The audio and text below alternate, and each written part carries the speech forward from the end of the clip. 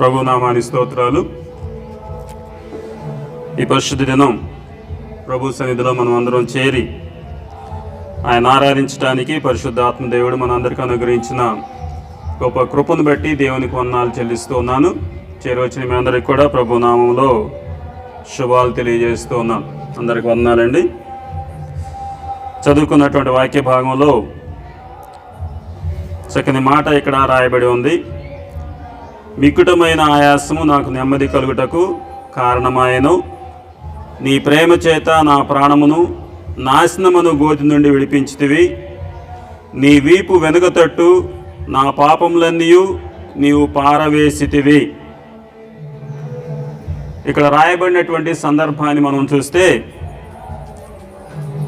హిజ్కియా రాజు యొక్క చరిత్ర మనం తెలుసుకోవాలి. హిజ్కియా రాజు యూదా చరిత్రలో గొప్ప రాజుల్లో ఒక గొప్ప రాజు హిజ్కియా. క్రీస్తుకు పూర్వం 740 సంవత్సరంలో జన్మించాడు ఆయన. క్రీస్తుకు ముందు బీసీలో 740లో జన్మించాడు. అలాగే 686 బీసీలో మరణించాడు. 740 నుంచి 686 వరకు అతని జీవితకాలం. అలాగే 29 సంవత్సరాలు ఆయన రాజుగా ఉన్నాడు. ఆయన రాజుగా, ఆయన నాయకత్వంలో, ఆయన రాజరికంలో యూదా దేశం అనేకమైనటువంటి మత సంస్కరణలను చవిచూచింది. ఆయన పరిపాలన అంతా మనం సంగ్రహంగా చూడాలంటే 2వ రాజులు 18వ అధ్యాయం 1 నుంచి 7 వచనాల్లో ఆయన పరిపాలన అంతా సంగ్రహంగా మనం చూడవచ్చు. అయితే ఆయన దైవభక్తి కలిగినటువంటి రాజు మాత్రమే కాదు, హిజ్కియా యొక్క పరిపాలనలో గొప్ప అద్భుతాలు జరిగినాయండి. ఆ అద్భుతాల్లో ఒక అద్భుతాన్ని మీకు గుర్తు చేస్తాను ఈ సమయంలో. హిజ్కియా పరిపాలన చేసినటువంటి కాలంలో అష్షూరు రాజు సన్హెరీబు, అష్షూరు రాజు పేరు సన్హెరీబు. ఈ సన్హెరీబు ఆయన యెరూషలేమును చుట్టుముడతాడు. ఆ టైంలో హిజ్కియా పోరాటానికి తగిన బలం లేదు. వెంటనే ఆయన ప్రార్థన చేస్తాడు దేవునికి. వెంటనే దేవుడు ప్రార్థన విని రాత్రి సమయంలో తన దేవదూతను పంపించడం జరిగింది. ఆ దేవదూత వచ్చి ఎంతమంది సైనికులను చంపేశాడు తెలుసా? 1,85,000 మంది అష్షూరు సైనికులను చంపటం జరిగింది.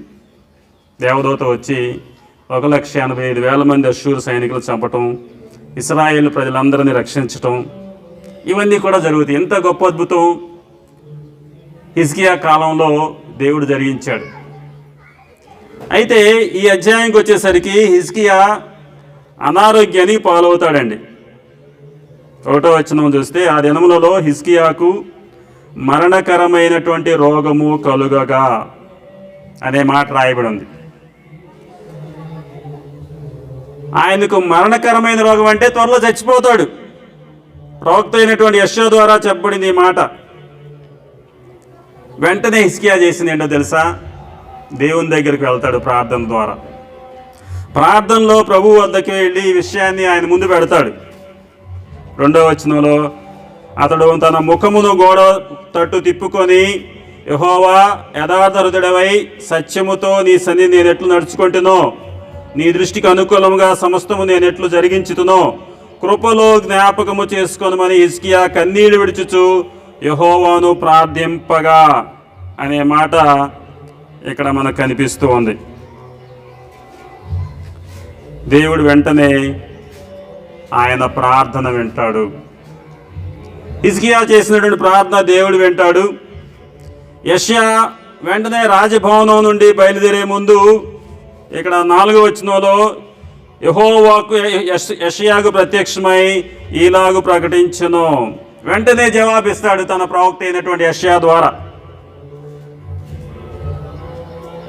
యెషయా వచ్చి తెలియజేస్తాడు, రాజు ఎన్ని సంవత్సరాలు బతుకుతాడు, ఇంకా ఆ వ్యాధి నుంచి తట్టుకొని, ఆ వ్యాధి నుంచి కోలుకొని ఇంకా 15 సంవత్సరాలు ఆయన జీవిస్తాడు అని ప్రవక్త వచ్చి చెప్పటం జరిగింది.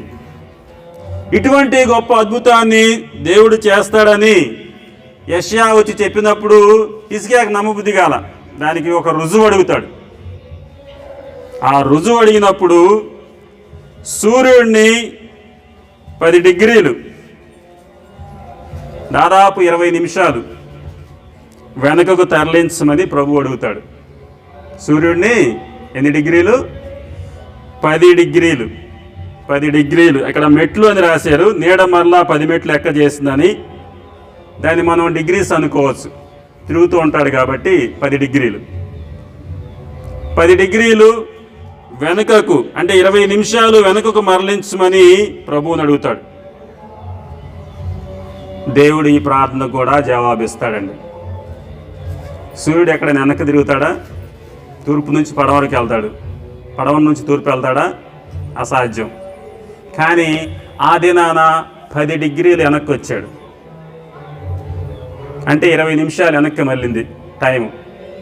ఇప్పటికి కూడా శాస్త్రజ్ఞులకు కౌంట్ చేస్తే ఆ టైం ఒకటి, తర్వాత సూర్యుడు ఆగిపోమ్మని ప్రార్థన చేస్తాడు అక్కడ. ఎవరు? యెహోషువ. ఆ టైం 2 కూడా. ఆ టైం ఎందుకు అట్లా తగ్గిందో ఇప్పటికీ అర్థం కాలేదంట. బైబిల్ తెరిస్తే వాళ్ళకి అర్థమైంది. అంటే ఇక్కడ 10 డిగ్రీలు వెనుకకు తిరిగాడు సూర్యుడు. అంటే 20 నిమిషాల టైము వెనుకకు మరలించమని అడిగినప్పుడు దేవుడు ఆ ప్రార్థనకు జవాబు అనుగ్రహిస్తాడు. కాబట్టి రాజుకు మరణకరమైనటువంటి రోగం తగ్గిపోయింది, కోలుకున్నాడు. వెంటనే హిజ్కియా చేసింది ఏంటంటే ఆ మరణకరమైనటువంటి రోగం తగ్గిపోయినటువంటి దేవుని స్తుతిస్తూ ఒక కీర్తన రాశాడండి. 9వ వచనం నుంచి 20వ వచనం వరకు చూస్తే ఇదే అధ్యాయంలో అతడు రోగి అయి ఆరోగ్యం పొందిన తరువాత అతడు రచించినది అనే కీర్తన ఇక్కడ రాయబడి ఉంది. 9వ వచనం నుంచి మరి 20వ వచనం వరకు ఆ కీర్తనను ఆయన రాయటం జరిగింది. దీన్నే మనం హిజ్కియా స్తుతి గీతంగా మనం చెప్పుకోవచ్చు. అంటే అనారోగ్యం నుంచి బయటపడంగానే దేవుని ఆరాధించాడు, స్తుతించాడు. హిజ్కియా స్తుతి గీతం ఈ 17 నుంచి 20 వచనాల్లో ఆయన చెప్పినటువంటి మాట మనం చదువుకున్నాం. 17వ వచనంలో ఈ పదాలు దేని సూచిస్తున్నాయి అంటే పాపం అనే అనారోగ్యం నుండి విడుదల చేయబడిన వారికి ప్రత్యేకంగా సంబంధించిన వచనాలుగా మనం గమనించాలి. హిజ్కియాకు మరణకరమైన రోగం వచ్చింది. ఈ 17వ వచనంలో చూస్తే పాపం అనబడే వ్యాధి నుంచి తప్పించబడిన వారు చేయవలసినటువంటి కీర్తనగా మనం చూస్తూ ఉన్నాం. మిక్కుటమైన ఆయాసము నాకు నెమ్మది కలుగుటకు కారణమాయను అంటూ ఉన్నాడు. హిజ్కియా ప్రభువును స్తుతించిన మాటలు మనం గమనిస్తే మనల్ని కూడా దేవుడు మన పాపం నుంచి రక్షించాడండి. పాపం అనే అనారోగ్యం నుంచి మనల్ని కాపాడాడు.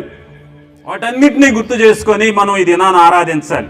అదే ఈ దినాన మన ధ్యానాంశంగా మనం గమనించాలి. ఆయాసం ద్వారా కలుగుతున్నటువంటి నెమ్మదిని ఇక్కడ మనం జ్ఞాపకం చేసుకుందాం. కాబట్టి హిజ్కియా రచించినటువంటి ఈ స్తుతి గీతం ద్వారా ఈ దినాన మనం ఒక విశ్వాసిగా నీవు నేను దేవుని ఎందుకు ఆరాధించాలో ఈ కీర్తన మనకు జ్ఞాపకం చేస్తూ ఉంది. కాబట్టి నీవు రక్షించబడినటువంటి వ్యక్తివైతే,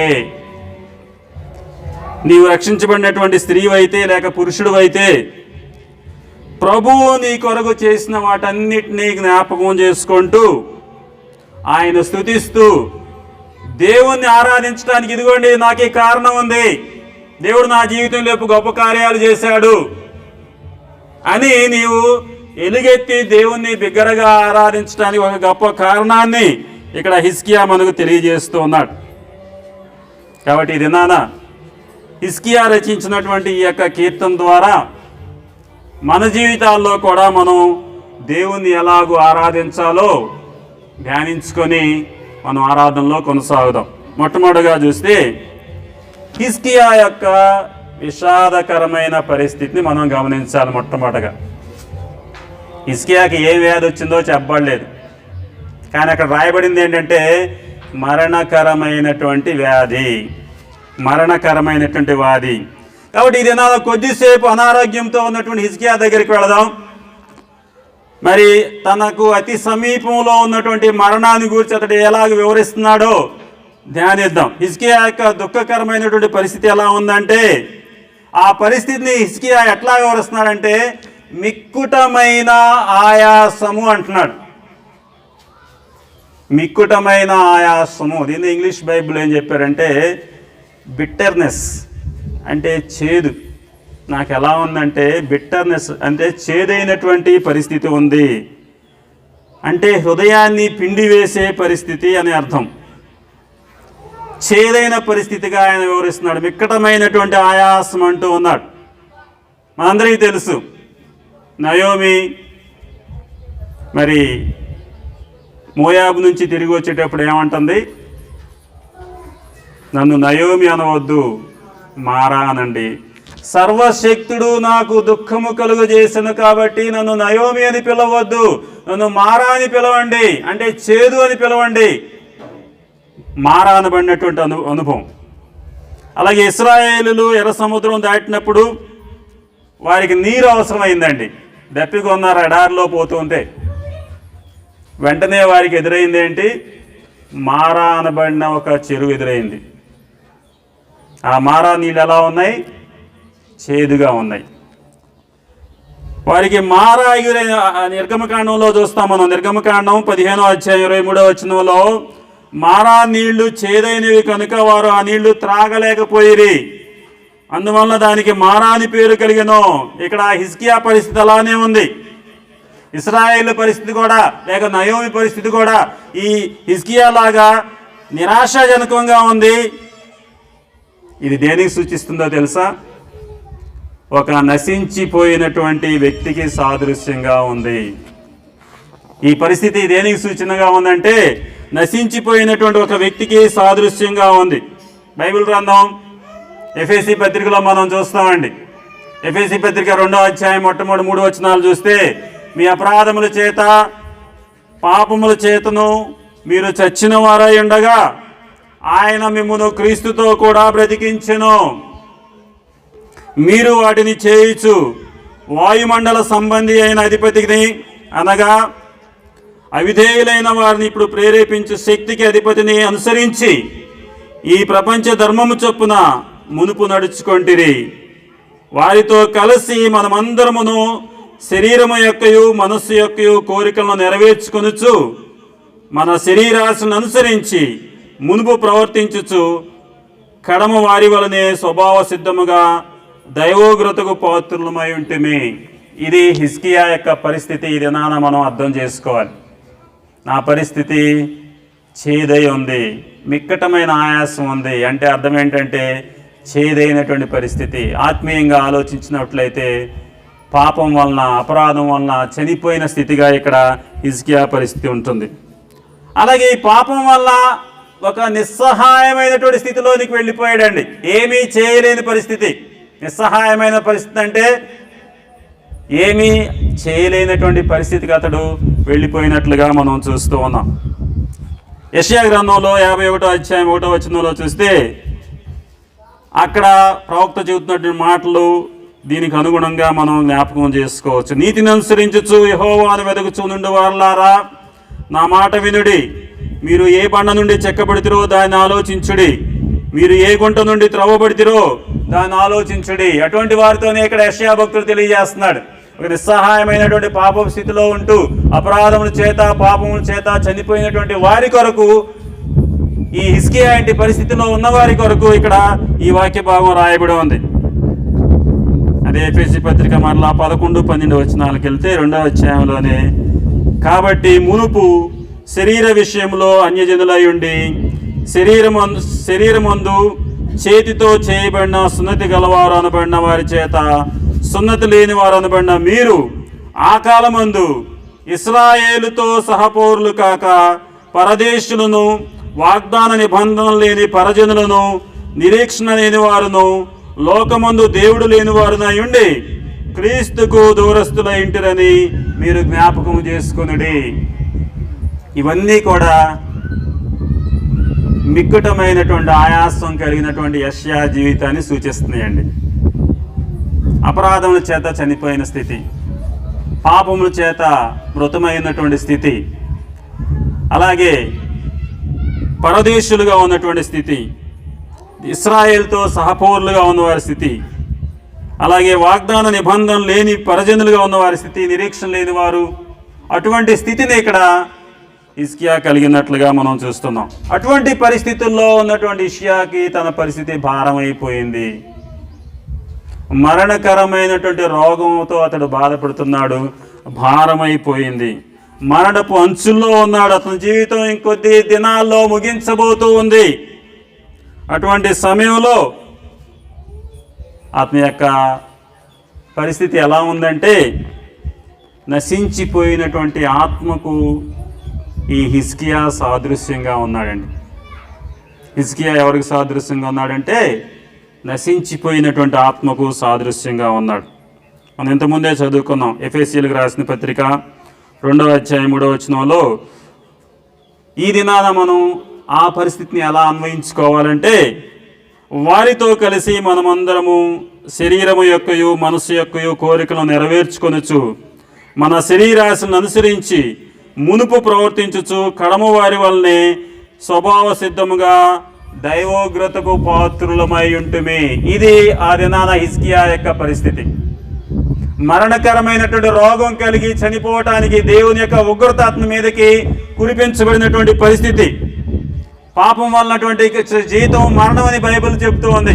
రోమాపత్రిక 6:23లో పాపం వల్ల వచ్చు జీతము మరణం, అయితే దేవుని కృపావరం మన ప్రభు అయిన యేసుక్రీస్తునందు నిత్య జీవం అంటూ ఉన్నాం. అటువంటి భారమైనటువంటి పరిస్థితి కలిగినటువంటి హిజ్కియా ఇక్కడ తన పరిస్థితిని వివరిస్తూ మిక్కటమైన ఆయాసం కలిగింది నాకు అంటున్నాడండి. అయితే యేసు ప్రభు మనల్ని రక్షించడానికి పూర్వం, అంటే మనం రక్షణ పొందక ముందు, యేసు ప్రభు వారు మనం రక్షించడానికి ముందు మనం కూడా ఇటువంటి పరిస్థితిలోనే ఉన్నాం. నిత్య నరకానికి వెళ్ళే దారిలో ఉన్నాం. హిజ్కియాలాగా అటువంటి పరిస్థితిలో ఉన్నాం. ఒకసారి మనం గుర్తు చేసుకుందాం. రక్షించబడక ముందు మన పరిస్థితి ఎలా ఉంది? రక్షించబడక ముందు మనం చనిపోతే మనం ఎక్కడికి వెళ్ళి ఉండేవాళ్ళమో ఒకసారి జ్ఞాపకం చేసుకుంటే నిత్య నరకానికి వెళ్ళి ఉండేవాళ్ళం. అటువంటి పరిస్థితిలో ఇక్కడ హిజ్కియా ఉన్నాడు. అటువంటి సమయంలో హిజ్కియా ఏం చేశాడో తెలుసా? అద్భుతంగా ఆయన పశ్చాత్తాపడ్డాడు. అద్భుతంగా తన పాపాలను ఒప్పుకున్నాడు. అదే ఇక్కడ కనిపిస్తూ ఉంది. నీ ప్రేమ చేత నా ప్రాణమును నాశనమును గోతి నుండి విడిపించితివి. నీ వీపు వెనుగతట్టు నా పాపములన్నీ నీవు పారవేసితివి. ఈ మిక్కటమైన ఆయాసం నాకు నెమ్మది కలుగుటకు దారి అయింది అన్నట్టు ఉన్నాడు. తన పరిస్థితిలో ప్రభు జోక్యం చేసుకున్నాడు. హిజ్కియా యొక్క పరిస్థితిలో ప్రభు జోక్యం చేసుకున్నాడు. అలాగే తన జీవితాన్ని ఎలా మార్చాడో హిజ్కియా ఇక్కడ జ్ఞాపకం చేసుకుంటూ ఉన్నాడు.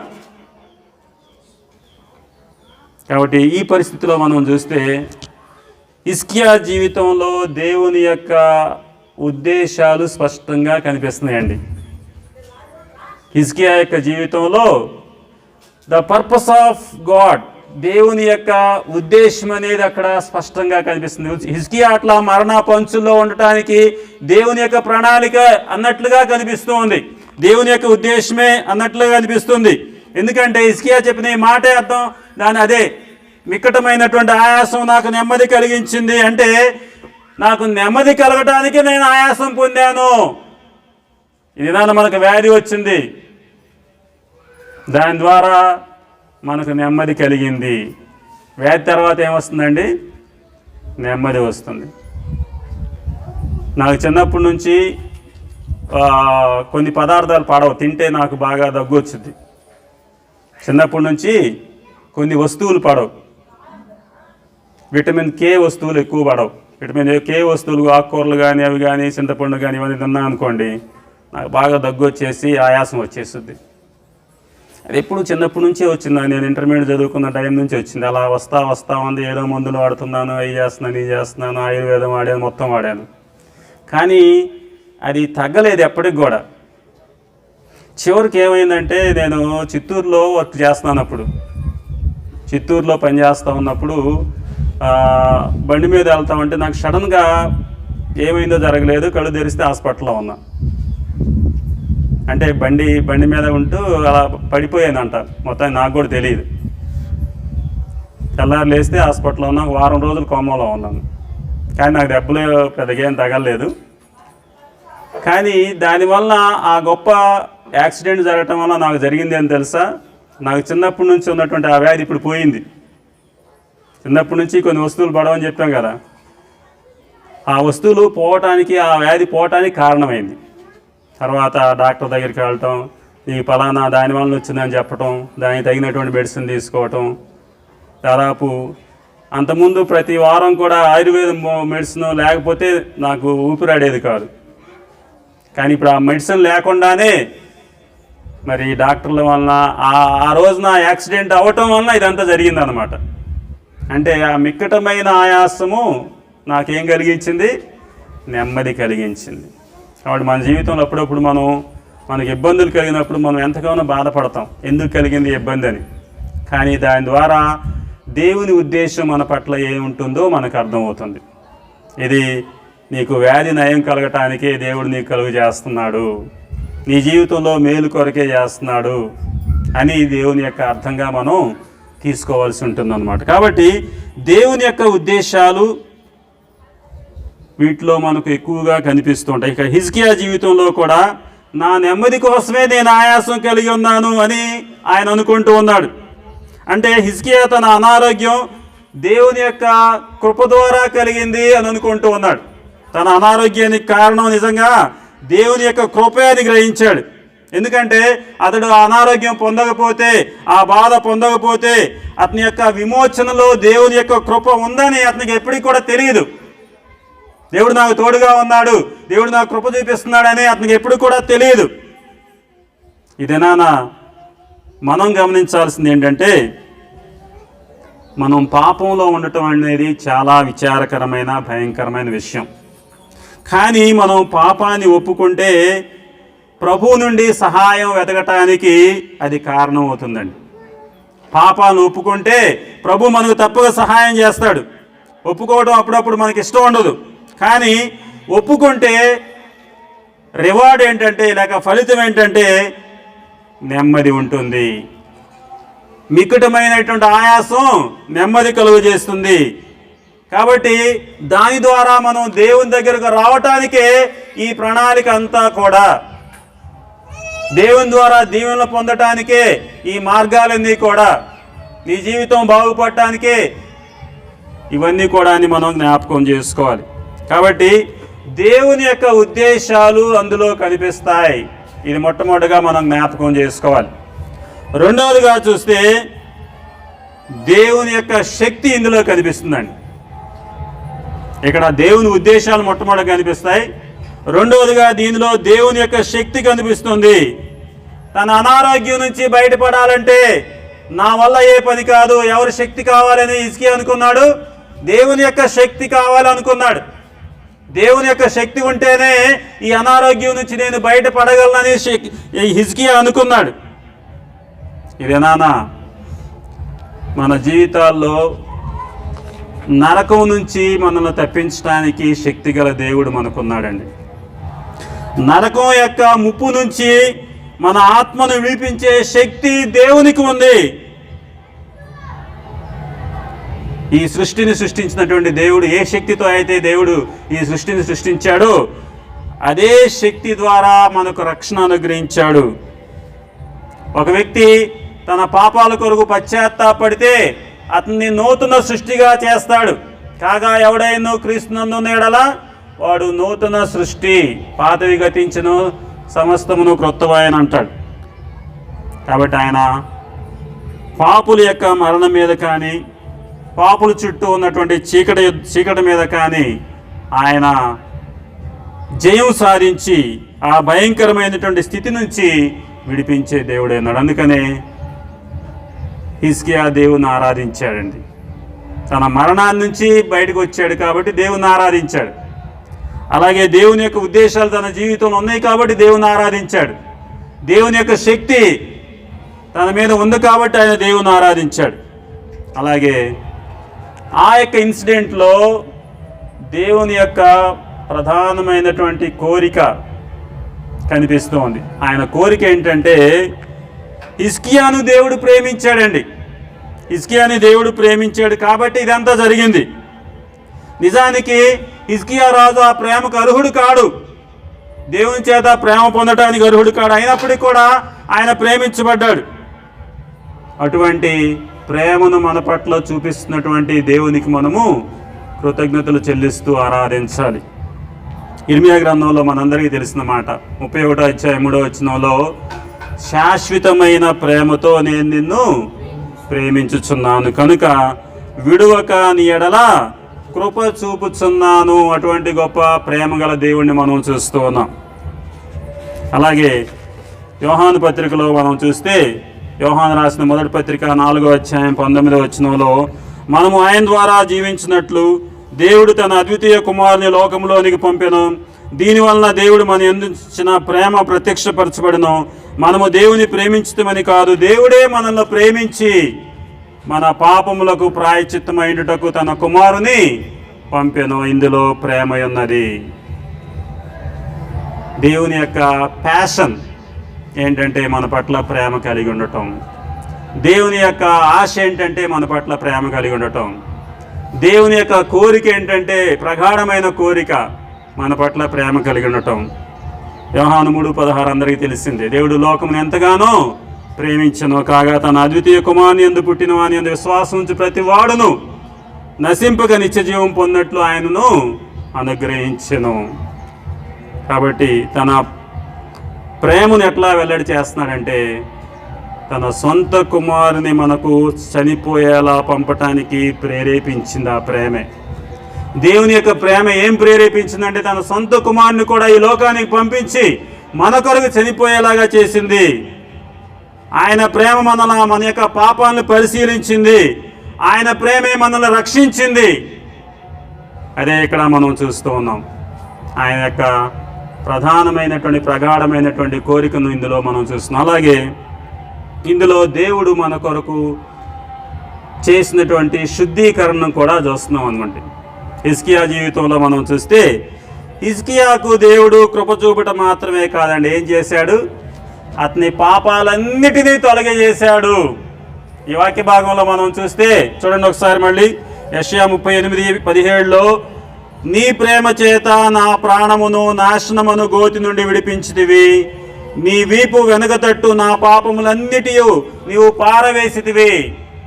కేవలం కృప చూపటం మాత్రమే కాదండి, దేవుడు అతని పాపాలన్నింటినీ పారవేశాడు.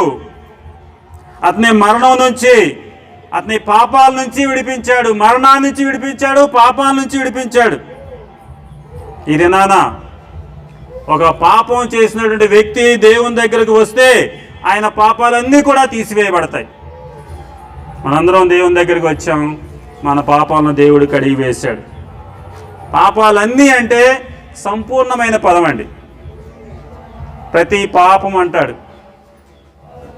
ప్రతి పాపం. అప్పుడు దేవుని యేసు రక్తము ప్రతి పాపం నుండి నువ్వు విడిపించు అంటే,